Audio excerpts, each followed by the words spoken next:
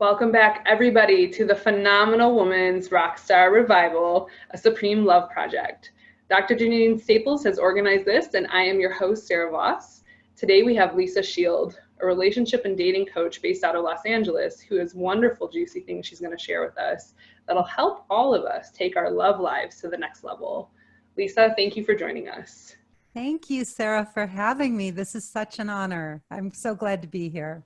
Absolutely, and thanks for joining us. I've explored your website. I've heard some of the things you have to say. Can you tell us about who you are, who you work with, and what are some of the common things that you see that people come to you about? So I am a dating and relationship coach, and I've been doing this for the last 16 years. I met my husband online. I started online dating 18 years ago. You're a pioneer. You're a pioneer. I am a pioneer. And what happened was I was turning 40 and I woke up and I live in Los Angeles, and this city has more stunningly beautiful women than you will ever see in your lifetime. And I realized that if I didn't do something, if I didn't jump on the ball, and love was not coming to me, and so I had to go out and find it. And I think that I really hit on something. I think I was like so many women, or so many women, I kind of was in the forerunner of this whole thing. And thank God I did, because I saw internet dating as the answer to all my prayers. I could get out there. I could get as many dates as I wanted. I could search. I knew that finding a partner was not going to be easy. And I was determined to use everything I could that was available to me. So I tried anything and everything. But online dating, I went on 96 first dates. And before I met my husband, they were all first dates except for 2. Wow. And yeah, I stayed the course. I believe that you got to get out there and stay out there. I think that starting and stopping is, the enemy of online dating, as hard as it is. Benjamin, my husband, was only on, I was his 3rd date. So, real relationship oriented men, the ones that are not on there to date forever, the really secure men, they get on and off in a nanosecond, and you got to be there when they're on, right? You got to grab them while you can. So. That's such an interesting, cool story. I mean, I'd love to hear a little bit more about 96 first dates. 96 first dates. How did you have the courage to do that? How did you have the perseverance to do that? And did you come into it that secure in what you wanted, that with that much self-knowledge that after each date you just knew, like, nope, not the one, not the one? How'd that work? So this is, it was absolutely amazing. I'd been married before, and I had quit, I had started and stopped many things in my life, and I knew that this was too important. And so when I set out to do this, I had been working with Don Miguel Ruiz. I was getting my master's degree in spiritual psychology. I was even involved in a 12-step program for food, looking at my food issues. And so I was doing all of these spiritual programs, others beside that, but those were the key ones. And I was doing all this work on myself. When I left my first husband, I turned out he was a pathological liar. I figured that out after 13 years. And I left him and I said, Lisa, he's got to figure out why he does what he does, but you got to figure out why you picked him and why you stayed with him for 13 years. I decided that this was the most important area of my life, and that I would only get so many chances to get it right. My mother died of breast cancer when I was 15. My dad really wasn't in the picture. And so I was not, if I had anything to say or do about it, I wasn't going to be alone for the rest of my life.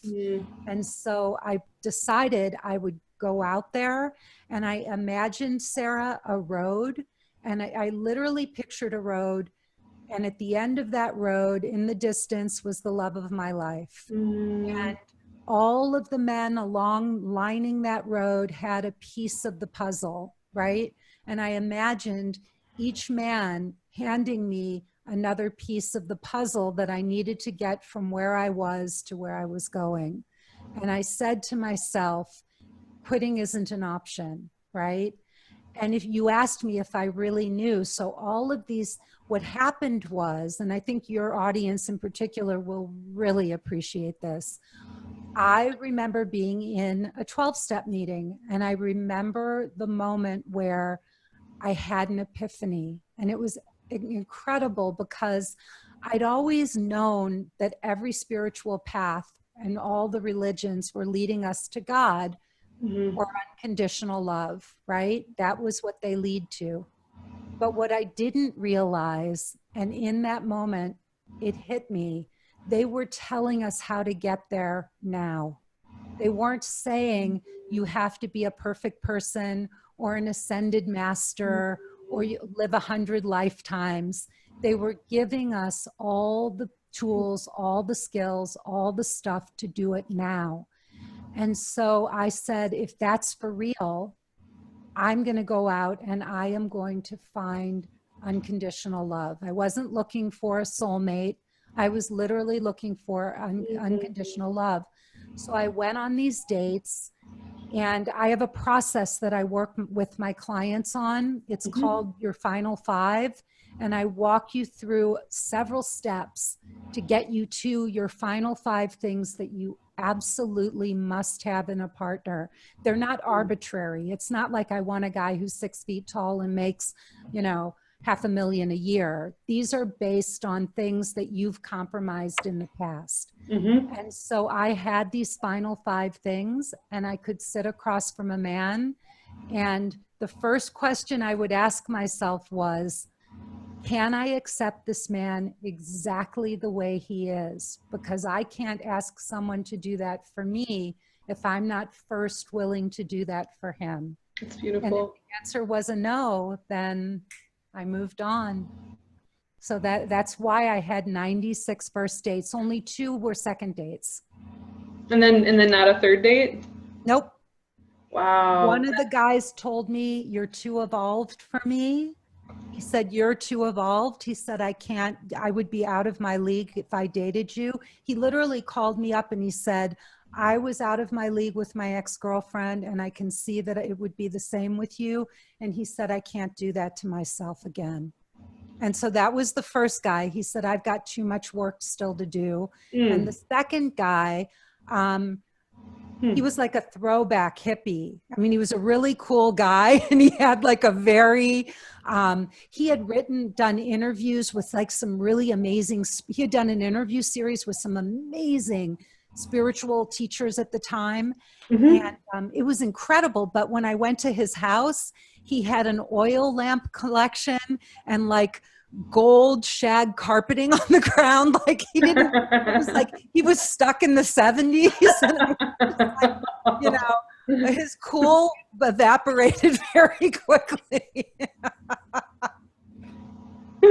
Those were my 2 second dates. I don't know if you want this to be my takeaway, but in a way I'm like, okay, do I go to their house on the second date just to look at things and leave? Like, and to make an excuse to see if they too have gold shag carpeting before Yeah. And I don't normally go on the second date, but right. It was just, he was a very cool guy, and he was one of the few people I was truly interested in. And I had like a no sex policy, so I was not gonna jump into bed with anybody. So yeah, it was totally cool, but no, he was not my guy.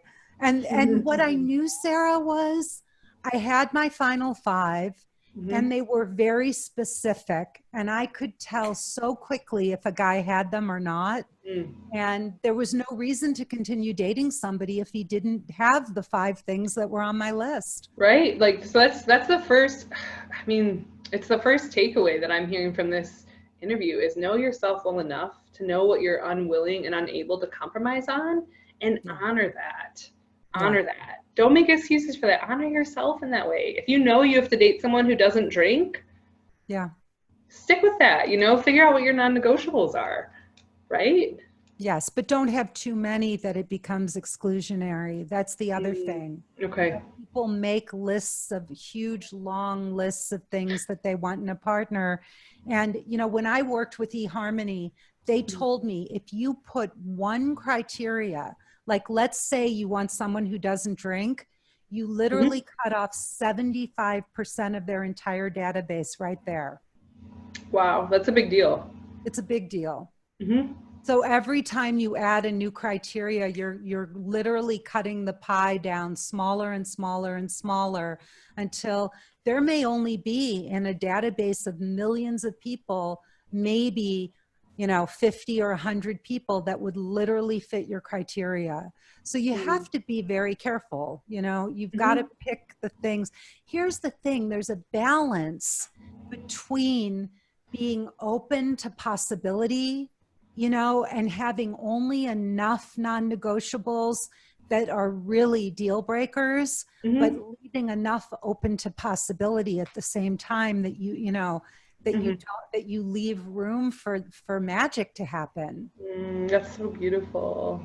Oh man, can you say that again? You're so cute. Oh my God, you're adorable. Thanks. You have to leave enough room, for enough room for magic to happen. And it's funny because when people hear that I went on almost 100 first dates, first of all, I want to say I don't think everybody should do that. There were not dating coaches when I did this. There weren't dating coaches. And the other thing is, I was not in a place where I wanted to date. I figured I would never have another opportunity in my entire life to sit across from so many men and really get to study them up close and personal. And the women that I find that have the most fun and the best time with this are the ones who are like, I'm cool. Like, what else? What am I going to do? So I'll sit with some guy, on a date and get to know men. Right. How else are you going to really get to know them? Right. No, for sure. It's an adventure. I mean, it sounds like you went into it like really adventurously oriented. Like in a way, it's like you were cultivating the mastery that you have now around dating to go through that many yourself. Not everybody wants to be a dating coach. So might not, want to go through that, but see, I think as women, we do have to cultivate the mastery of men. Like, why wouldn't you do that? You want a man who loves women. Why shouldn't we be women who love men? I had a client who was, she was amazing. She came to me. This was in the very beginning when I first started coaching, and she wanted me to write her profile and do her photographs. I used to be a fashion photographer. So cool. I did her pictures, right? And then we sat down to write her profile. And I said, so tell me how you feel about men.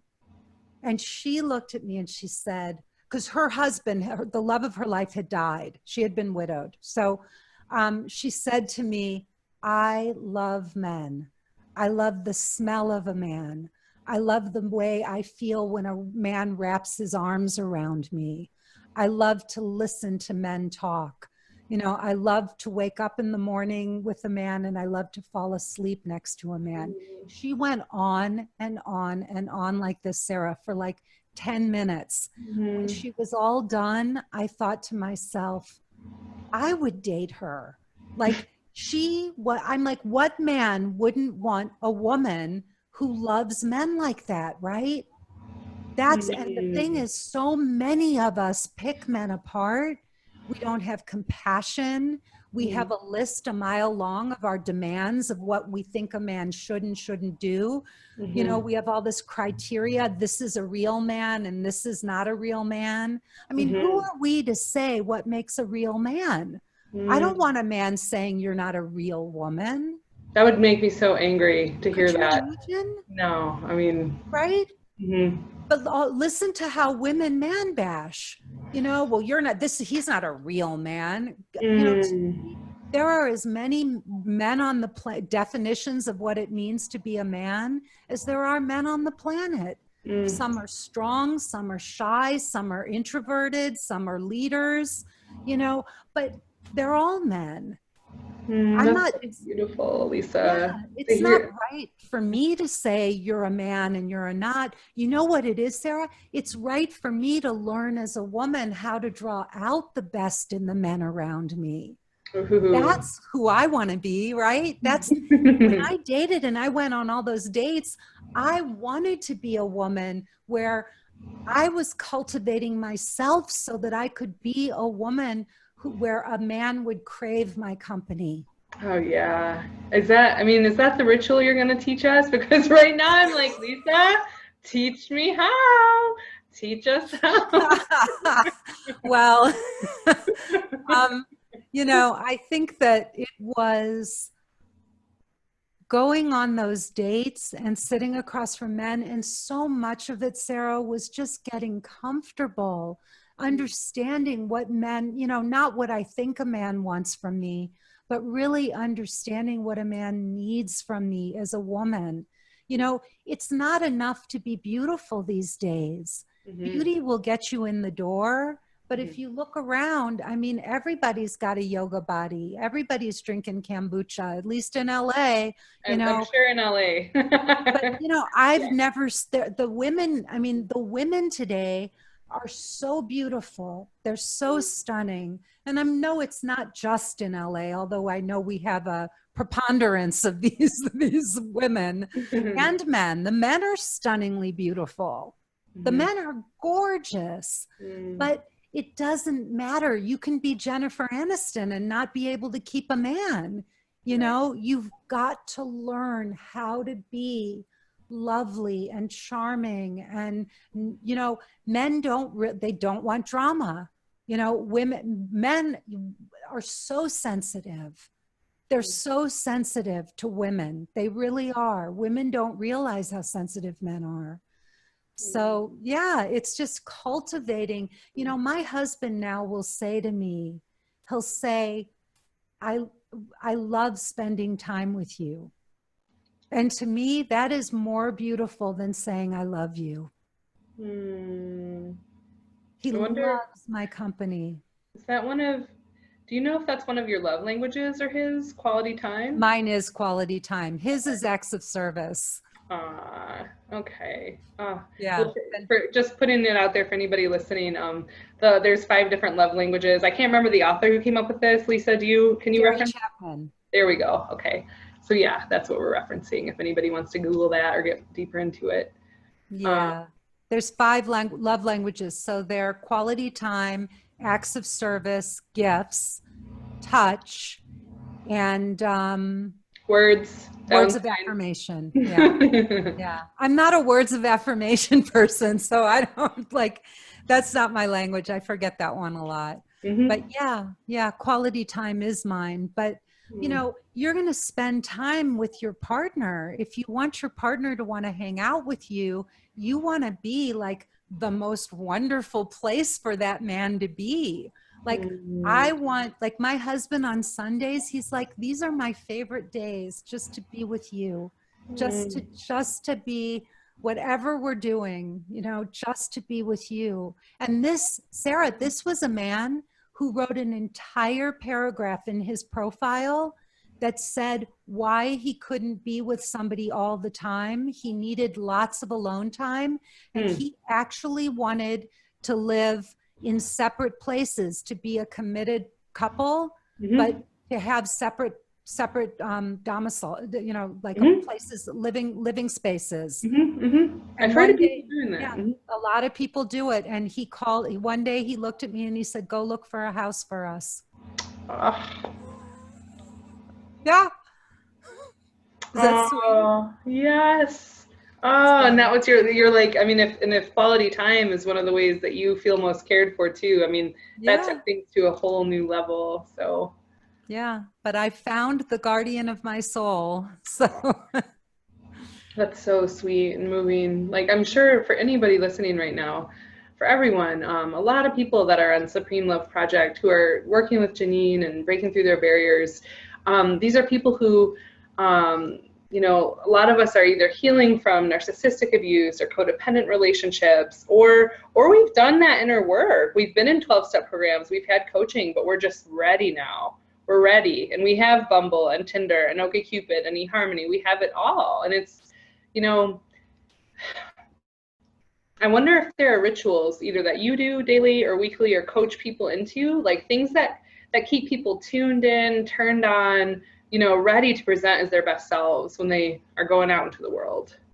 So there's a few, you know, there are a few things that that are really cornerstones of my program and the way I work with people. Mm-hmm. My model, my model, so my work is called Emotionally Naked Dating. And when I work with my clients, and they seem to love this, Sara, they really relate to this, this paradigm. So of course we all know that there's like the adult and the inner child, you can break it out into 3 different parts, right? And so the way I work with my clients is we have the frenemy, the madolescent. So your madolescent is like this angry little teenager, this like, because when we go out and date, we basically date like 15-year-olds. That's the part I've noticed. Yeah. That's the part of us we send out there. And so the madolescent, and then the naked dater. And so your frenemy, we give your frenemy a name. So your frenemy is usually like, it could be the mean girl from school, the voice of the mean girl at school that you internalized. It could be your mother's voice. It could be your father's voice. My frenemy is called Hootie, Hudy. And Hootie is a combination of Helen, my grandmother, and Judy. So my critical inner voice is named Hootie. And I talk to Hootie. Like, I will tell her, hey, look, I appreciate the help. Not what I need right now, right? Not what I'm looking for. And so the madolescent, which is your emotional self, your inner child, right? Your inner teenager is getting its best friend. Your madolescent's best friend is your frenemy, right? But in my work, we also start to tune into your naked dater. And so I walk my clients through a meditation where they meet their naked dater, which really is your higher self. And we give the naked dater a name, and people really start to develop this relationship, and they switch from listening to the voice of the frenemy to tuning into the voice of their naked dater. And so, people will say to me in calls, they'll say, yeah, my frenemy is really beating up on me. She's been really rough. She's mean. And then they'll say, and I'll say to them, well, what would your naked dater tell you to do? What would your naked dater say now? And it's really wonderful. It gives people a model for how to actually switch those voices in their head and start to have, self-love for me, my definition of self-love is how my naked dater talks to my madolescent. So that's really self-love, that little scared part of myself when it gets rejected, when something goes wrong, when I'm feeling badly, I messed up today on a call. I had a call booked. My assistant had thought that I'd be back at 1 o'clock, and I had I have a training session, and I got back at 1:30. And so, it was too late by the time I called this new client. It was too late for us to do the call. And, my frenemy was feeling pretty bad, right? I mean, it was feeling badly. But then, because I've developed this very powerful side of me, this naked dater that I've tuned into, the voice came in and just said, Lisa, it's okay. It's okay. People make mistakes. There's a million other clients, but it's developing that beautiful, loving, sweet part of myself that then really radiates from the inside out to the men. Because if you can't talk to yourself this way, it's having that real love, but you have to do it first for yourself. And then it's being able to take that on a date and really dialogue with that part of you. So that's really one of the things that I work on a lot with my clients. and they seem to love that paradigm. I really appreciate that. I mean, what you're saying is ritualizing the way that we talk to ourselves, our inner self-talk, and bringing it out, making it conscious by giving it different names. Mm-hmm. So that way when it comes up, we know what it is, we give it a name, we talk to it. And you're not saying, you know, put Hootie in the basement, put her on like permanent timeout. It's like, there you are, you know, thank you for that. And I wonder what this other part of me that I identify as my higher self or my best self or my wisest, most loving self, like, I wonder what she has to say. Oh, it's okay to make mistakes. Okay, it's almost like you're describing a process of reparenting yourself. It is, and it's just redesigned for naked dating and for, you know, the idea of getting emotionally naked and learning how, because you cannot go out. So the whole premise of my program is learning how to take down your walls and your barriers and open up and get emotionally naked with someone. And if you know, you cannot do that if you do not have a strong inner loving inner voice, because the minute you do it and you get rejected or something happens, that wall will come right back up even higher, right?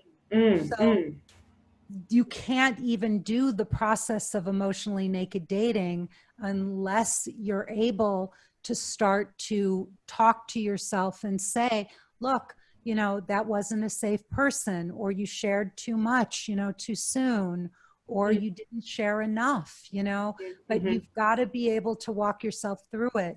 My naked dater happens to be a little Indian guy who's like a cross between Gandhi and Merlin.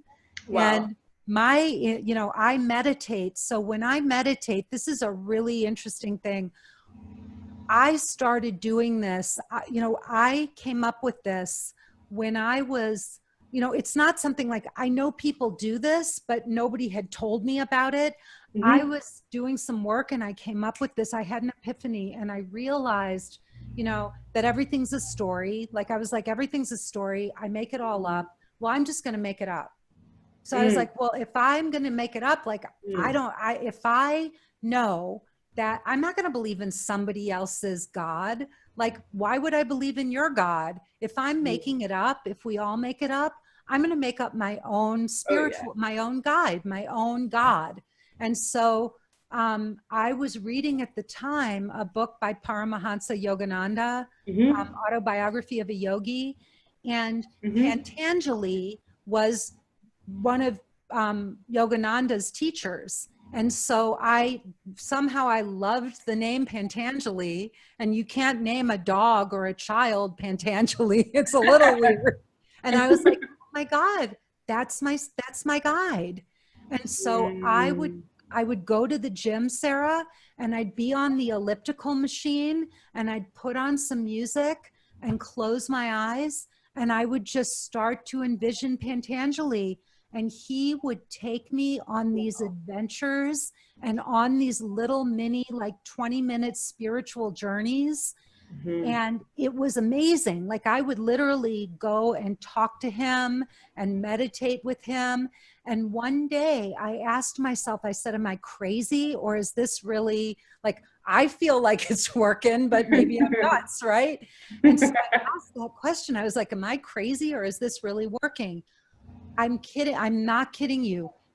I get off the machine, right? The elliptical machine. And a few minutes later, this guy walks up to me and he says, I have to tell you that everybody in the gym looks so stressed out. And he said, and I look at you and you are so peaceful. You look like you just came out of, like you've been meditating.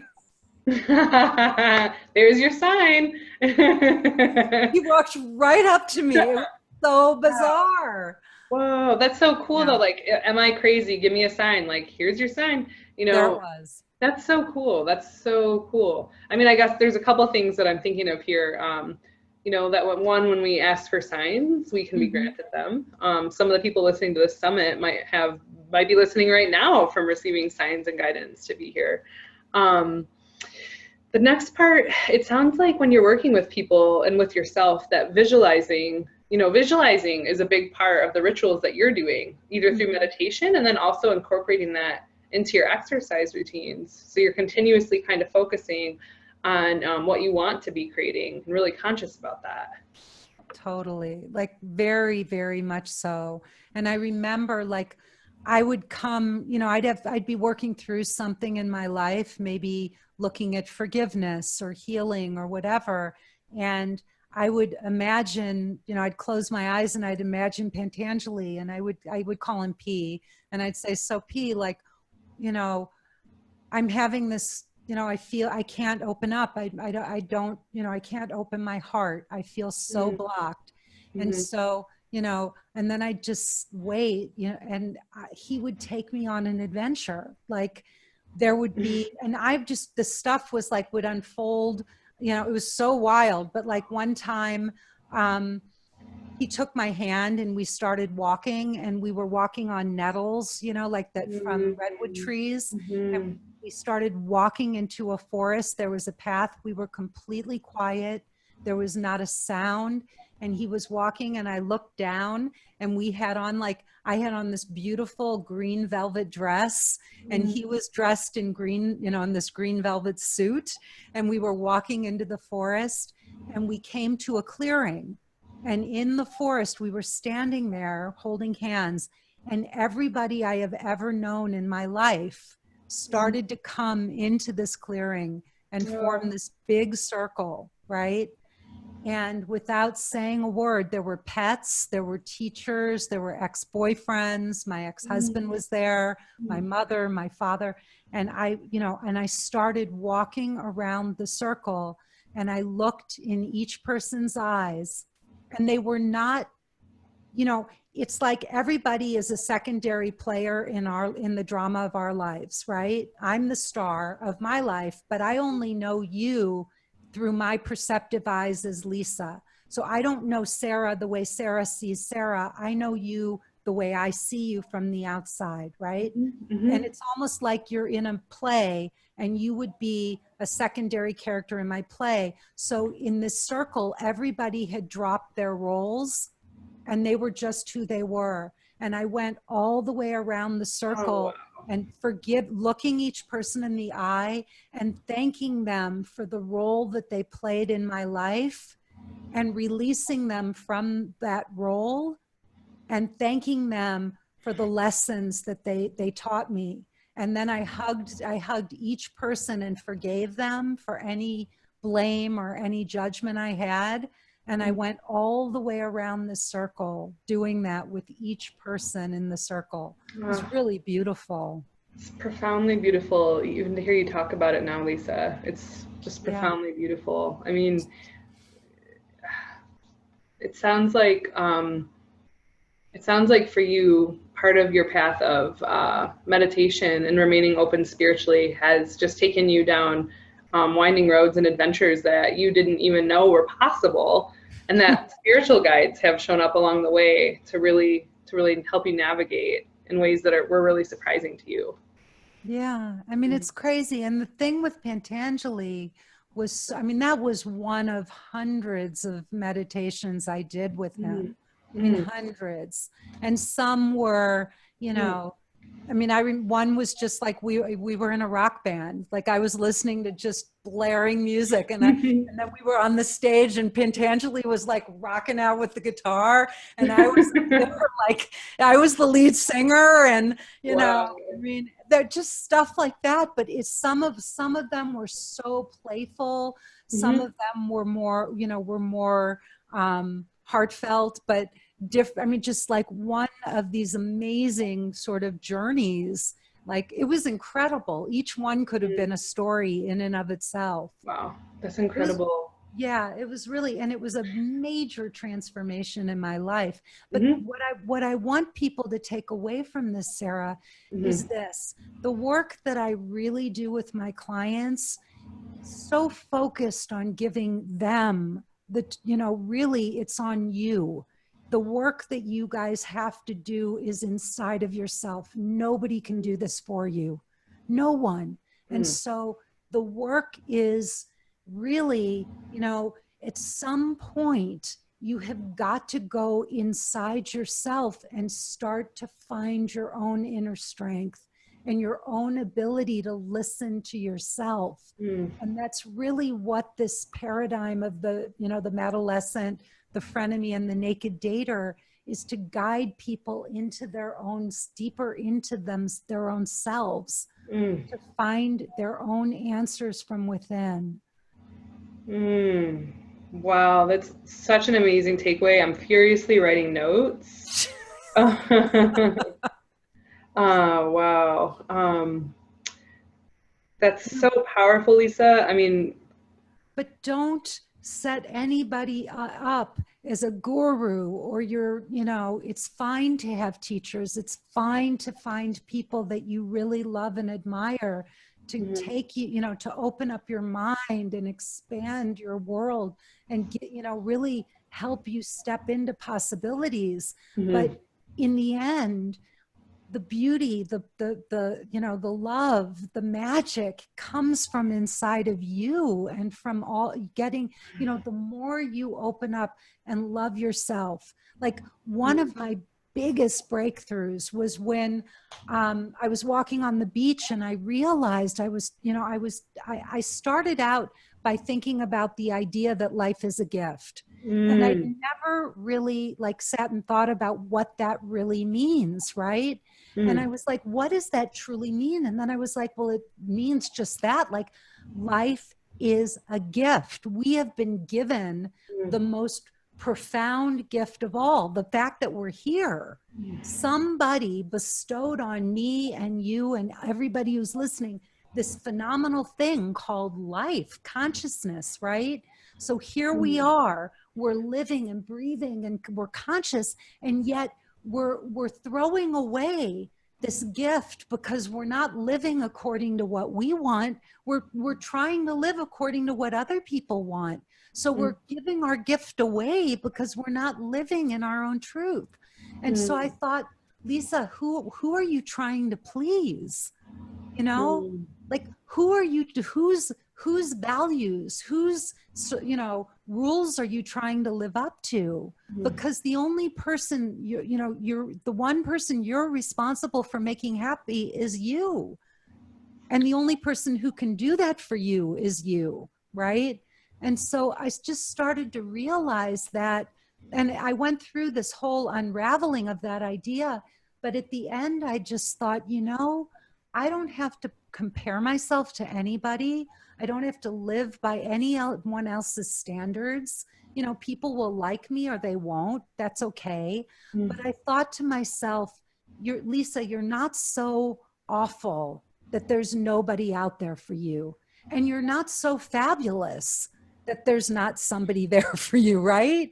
You're just a person. You're a human being. You know, you've got some wonderful qualities, and you've got some things you still have to figure out, but you're good enough, you know? And I think it was from that place, Sara, that I was finally able to open up to a man like Benjamin.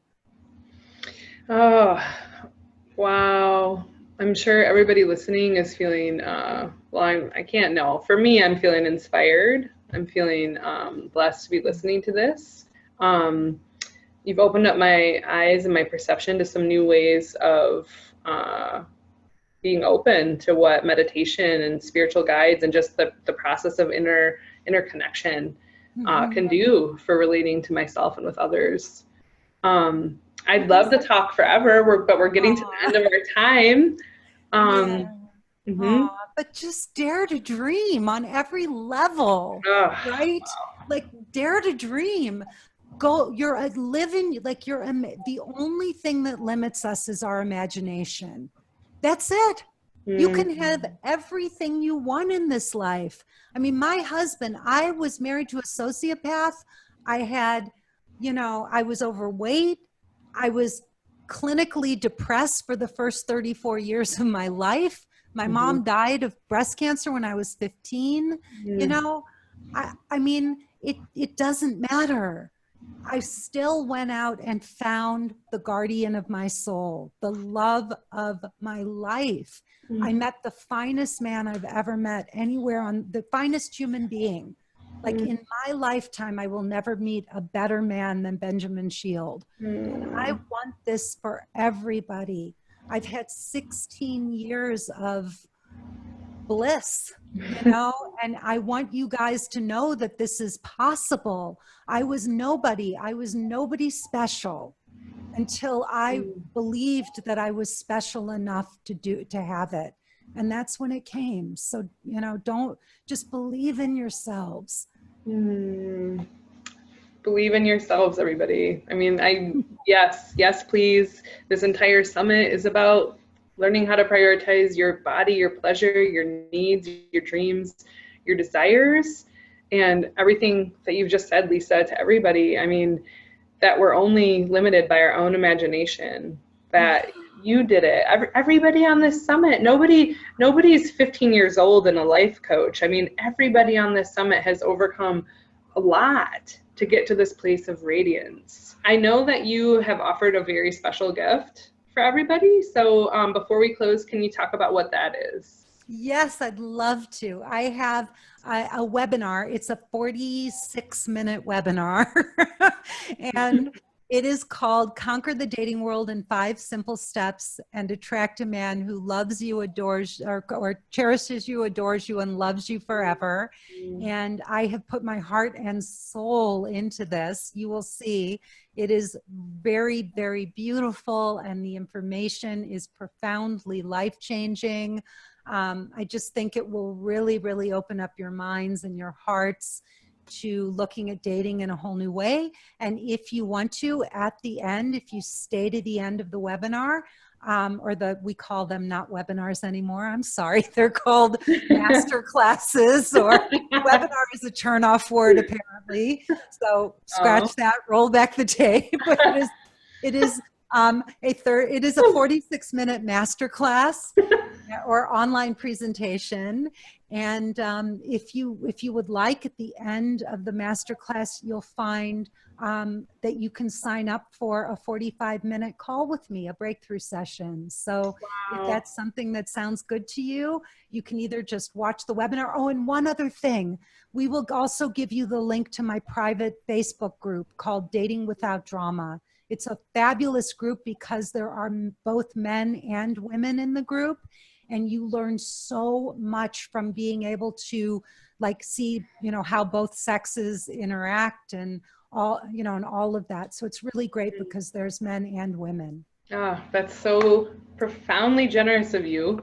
I cannot wait. I'm gonna definitely be listening. So everybody, so we'll just link to it to everybody who's listening. You'll be able to click. I believe it's right below the video. But one last thing, Sarah, if you go to Dating Without Drama and you ask to join, please say that you heard me on the summit, because we screen very, very carefully, and we will not let you in if I don't know where you came from. Okay. So you've got to put that down. Okay. Thanks for that clarity. That feels really good. It feels like you guys are working hard to create and maintain a really safe and sacred space for people to go deep. Yeah. So thank you, Lisa. It's been an absolute pleasure to hear your wisdom and a little bit about your story and who you are. Everybody click on her free gift. And, if you're lucky enough to be one of the people who gets one of her breakthrough coaching spots, good luck with that and enjoy. Lisa, thank you so much for joining us. Oh, thank you. This was such a pleasure. I really appreciate it. Thanks, Sarah. And bye to everybody. Good luck, and get out there and date. Love is out there. Every one of you can have it. Don't give up. Such an amazing takeaway. So everybody, thank you. I hope you're all feeling like you are center stage in your own life, your own to-do list, and your own priorities. This has been another episode of the Phenomenal Woman's Rockstar Revival. We will see you on the next episode.